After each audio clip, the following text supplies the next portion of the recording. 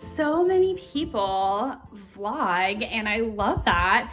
And I wanted to do a bookish vlog this week. I'm gonna do it all on my phone. I'm gonna see how it turns out. We just, that's my little one. I don't know. I don't want to promise about putting him on camera or anything. I still have big feelings about that, but we're here. You're gonna hear him. Yeah, I just did my reviews of The Witch of Blackbird Pond and Witch Child, and look at all this. My kitchen is getting put back together slowly but surely. Yeah, it's been a lot of fun. Well, the kitchen process. We gutted our kitchen back in July, and it was supposed to be done by the end of July, and we are now almost at the end of September, and we're still not quite done yet. But look how pretty it is.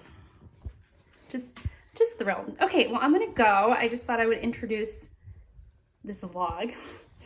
See if this sees the face of the internet. I don't know. Okay, bye. I should have said this is a bookish vlog in which I do not talk about books, but I talk about my kitchen. Yeah, still figuring out where to look with this. But I'll tell you what I'm reading right now. So today is the 23rd of September, and I am reading Longus's Daphnis and Chloe. I started this yesterday. I don't want to say Chloe. I wouldn't say that I'm halfway through, but I'm definitely I'm in the middle of book 2. There's 4 books, and it is I'm like blushing thinking about it. It's a romantic young love story where I'll try and maybe review it, but where 2 young people fall in love and discover what love is, because back in this time, or at least the characters, the way that they're presented, they've never even heard the word love, so they don't know what all of these hot and heavy feelings are, and so I didn't expect that. I didn't read the back of the book. I just picked it up and started reading it. This is my second Greek piece of literature in the year, really the second one I've picked up for pleasure, and it has been a total delight, like a surprisingly wonderful delight. Yeah, all right, so that's it. Maybe I'll talk about it more when I'm finished. Okay, bye. I'm doing a little reading outside with the boys. The boys are playing with water. This is one of my favorite ways to read, is just to sit outside. And I have to endure some mosquitoes usually, but it's worth it, because today it feels like there's no humidity in the air, and that is a feat for us in South Carolina. It feels like literally a breath of fresh air, because it's so humid here most of the time, that when the humidity goes down when the humidity goes down for a little bit, it feels just like a whole new atmosphere, and so it's been really, really nice. So I'm gonna get to reading. I wanted to check in really quick about how I finished Daphnis and Chloe last night, and it was really delightful. It was not what I expected. It was basically a Greek love story, soap opera. There was everything. I could actually imagine somebody taking Daphnis and Chloe and saying to a publisher, this is the outline for my romance novel. Tell me what you think. And it would be perfect, because there is just betrayal, change, longing, desire, exploration of love. All of that stuff is in it, and it was really, I just didn't know that. When I picked it up, I really went into it pretty blind, and so I was totally blindsided about the love story that was between Daphnis and Chloe. And there's references to Cupid, and I don't know, I'm finding This is the second Greek thing that I've read this year, and I'm finding it really enjoyable and really fulfilling. I want to keep going with my Greek studies. I'm actually supposed to read the Iliad in November, and I'm really excited about that. And so we'll see how that turns out. But right now I'm really enjoying it. And as an inspiration, let me move this.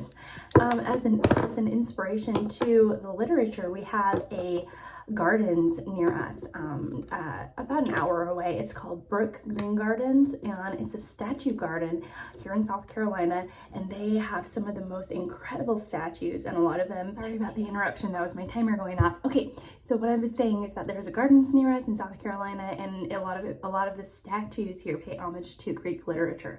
So I mentioned that I wanted to go and go to the gardens today, and my husband decided that that's something that he wanted to do too, so we're going to do it as a family.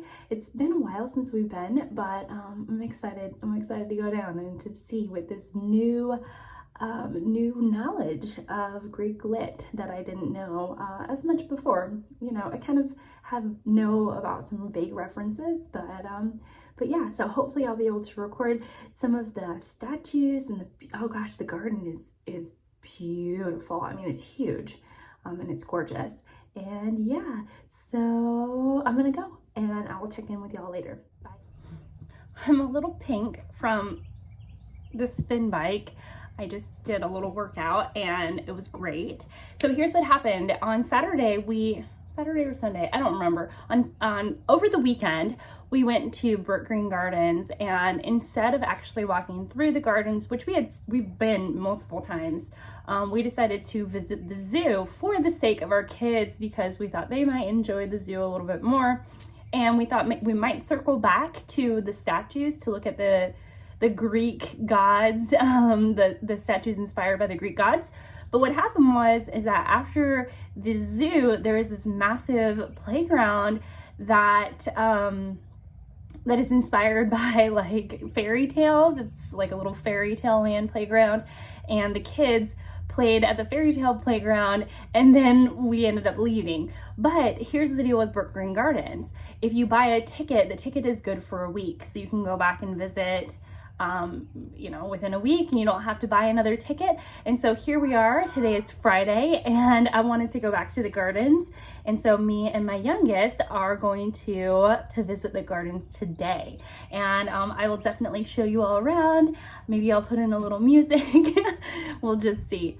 But that's what's going on, and that's what ended up happening. So yeah, I'll see you guys in a little bit. It'll be just a second for you, but then hopefully I'll be able to show you some of the beautiful statues that are at Brookgreen Gardens. I always love watching outfit of the days. I like outfit of the days. I think they're fun. So this is my park walking outfit of the day. I have this cotton linen dress that I got secondhand. Because it's super hot here, I'm still wearing sandals. And I have my purse with all of the stuff in it. I'll back up so y'all can see.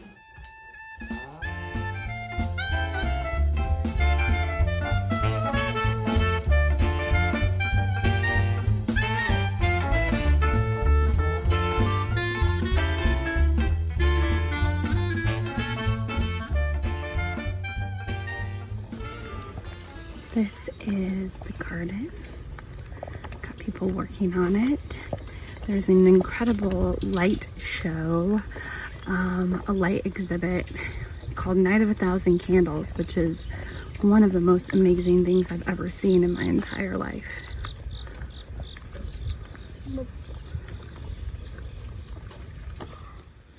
Diana of the Chase, which was sculpted by Anna Hyatt Huntington, and this is the Roman goddess of the hunt. This one is called The Visionaries. This is a tribute to the founders of the garden, which is Anna Huntington and her husband. And it is a sculpture of them, essentially. Beautiful, isn't it? She's one that I've always really enjoyed. This is Meditation by Ernest Wise Kaiser. It's sculpted out of limestone, and it was done in 1932. I've just always been drawn to her. I believe that we're in the park called the Poetry Garden. So there's placards with poems on them. This one is by Emily Dickinson, which is very, very beautiful and just endearing to have poetry in a garden. This is Pegasus. I'm sure you can see the man in the background for scale. This has got to be at least 15 feet tall and 5 feet wide at the bottom, possibly.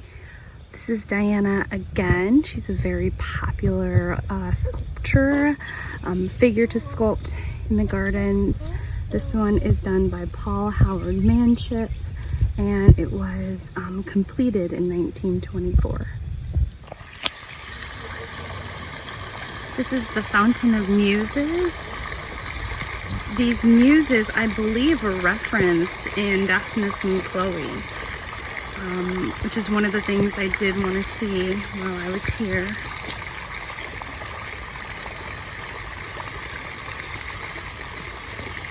Steve, if you're watching, Steve Donahue, then I thought of you. This is the Apollo of dogs. Of course, it should be in a far more prominent area in the garden, but here it is.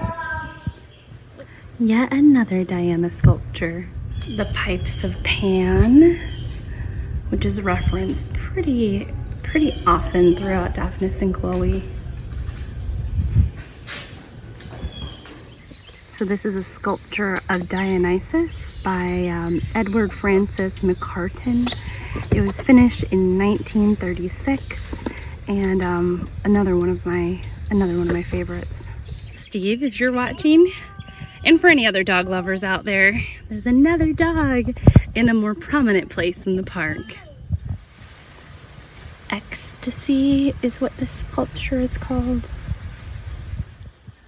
The girl with fish, which is inspired by a character in Rudyard Kipling's The Jungle Book. Really cool.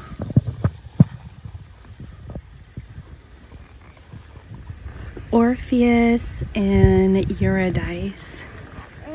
Absolutely stunning sculpture. I'll show you the placard as well. Pause for reading enjoyment. All right, I'm not totally sure how much I'm going to continue vlogging. This is a massive gardens with lots and lots to see. You could definitely spend a couple of days here and just enjoy it all. Ooh, must be the clock chimes. How wonderful. And yeah, but if something catches my fancy, I'll definitely show you. But I have probably only showed less than 1/10 of what the gardens have to offer. So pretty neat. Very, very beautiful here. We did make it home. The gardens were beautiful, absolutely stunning, and totally worth my time. But I wanted to say thank you so much for being here. Let me know how you like this vlog, this vlog situation, or if these are videos that you enjoy. I would love to know. I would love to hear your feedback. And how did you enjoy the gardens with me? I know that today was wonderful, and visiting Brookgreen Gardens only made it so much better. I also hit a bookstore on the way back, a used bookstore, and I got some gems, but for the sake of time, I will show them in another video. But that's it. I hope you all have a wonderful day, and I will see you all in my next one. Bye, guys.